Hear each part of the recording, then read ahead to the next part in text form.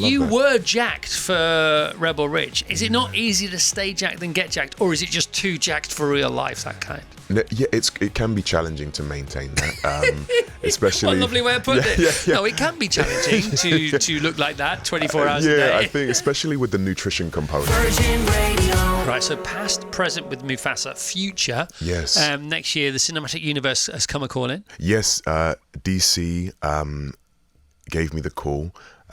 Very grateful. Very happy to be part. As always, very happy to be part of the team. This character is John Stewart. He's part of the Green Lantern Corps. And for me, this character has always, radiated class. He's always radiated charisma, strength, identity. So I'm very happy to be bringing him to life in a live action context.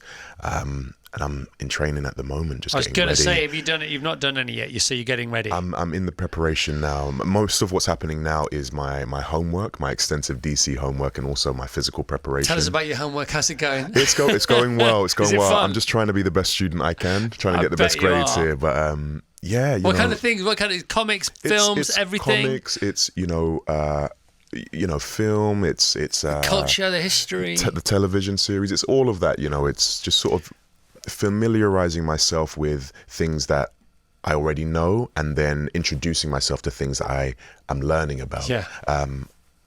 I'm mildly OCD. I'm very, very meticulous as a person. So I really want to leave no stone unturned. I want to feel as prepared as I can going into this. Yeah. Jesse Eisenberg said something interesting. So he was on the show yesterday talking about his new movie, A Real Pain, which is awesome. It's already been nominated for loads of stuff. And Can't wait to see that. By the way, it's great. 94% on Rotten Tomatoes. I've got a secret link if you want to. Don't tell the film company, but you can borrow my laptop for the weekend. But he said about that film and about all his roles and he played Lex Luthor, of course, famously, and he's played some baddies, some goodies, some in-betweens, and he says he has always found useful whoever he's playing, no matter what they may be like as a person with their moral barometer, either in the pluses or the minuses, he plays the best version of that person because nobody believes they're doing wrong, even if they are. You know what I mean? Because even if they're doing something terrible, it's because they're angry and they think they're justified in doing it. And he said that he plays all his characters like that. Do you recognise that at all? Totally. I think I would never describe myself as a method actor. Some other people who have worked with me might. I don't know, but one of the things I do is, with accent work, from the moment I step on set to the moment I leave, I won't leave that specific dialect. Right. That helps me stay, connected to the character.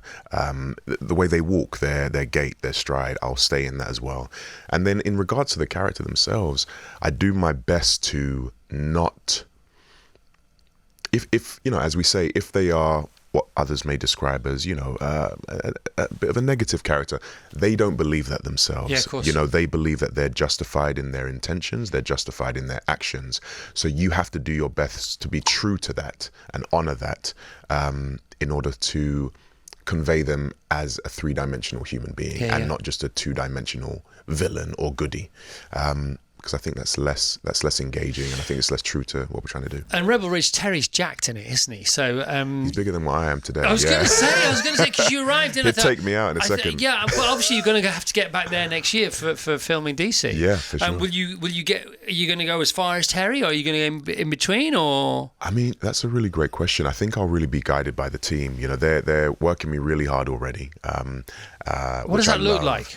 It's a lot of compound lifts, and it's a lot of mobility, and they don't want me to be big and not able to move, like not be able to run for the bus if I need to. Functional fitness. Yeah. So yes, there's a lot of compound training, but there's also a lot of sprints on the bike. There's a lot of uphill sprints and things like this, and an enormous amount of stretching.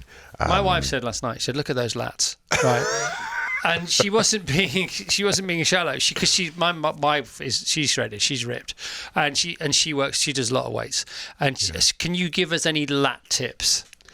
Do you know what's interesting? One of the first exercises I learned how to do was pull-ups. So that's kind of accidental. It's just because I've been doing pull-ups since I was probably about 16. Right. I never followed like a training plan. Somebody taught me how to do it when I was about 16. I just kept on doing it for 14 years. So that's how I accidentally happened upon that. But they would say, I mean, you know, Lee Westwood, the golfer, said to me once, we were playing, it was really cold. He said, "Oh, Chris, you've let yourself get cold." I said, "And?" He said, "Well, it's much easier to stay warm than get warm." And since then, I've always said it's much easier to stay fit than get fit. That's such a good... Yeah, but you were jacked for Rebel Ridge. Is it not easier to stay jacked than get jacked? Or is it just too jacked for real life, that kind? Yeah, it can be challenging to maintain that, especially... What a lovely way of putting it. No, it can be challenging to look like that 24 hours a day. Yeah, I think especially with the nutrition component. Tell us about the nutrition, come on. It's very much, you know, it's high protein, a lot of greens, a lot of fruits. Loads of chicken? Tuna? Chicken breast, very familiar with chicken breast. I bet you are. And tuna steaks. I love chicken, by the way.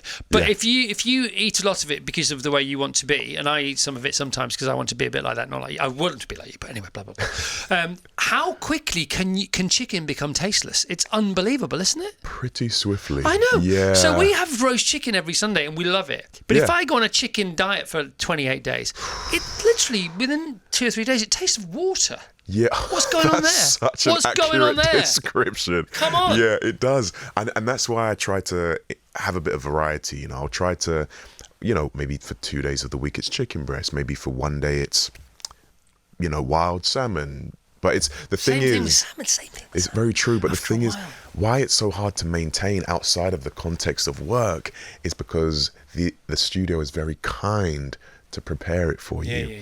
But when I'm on my own in my little flat in southeast London, I don't always have the time or the energy. So that's why it's very hard to maintain the nutrition. But here we are, just doing our best, aren't we? Yeah, I mean, some people, my brother-in-law, Tash's brother, my wife's brother, he only has to look at a gym, right, and he gets ripped. It's so unfair. And I suspect that your sort of, what do you call it, biomechanics, your DNA might not be dissimilar. What was it like at school? Honestly, sports teams. It's really so. I did play rugby. I was left wing. Love rugby. It's very exhilarating. I haven't played in a while. But other than rugby, and actually, I would say probably prior to that, I can't remember, a long time ago. But I was very short. Were you? And I was very lean. I was very thin. Because you're 6'3" now. Yeah, I don't know what happened. So you had a Michael Jordan-esque growth spurt. I just had a growth spurt. I think I was in year 11. How many inches in the year?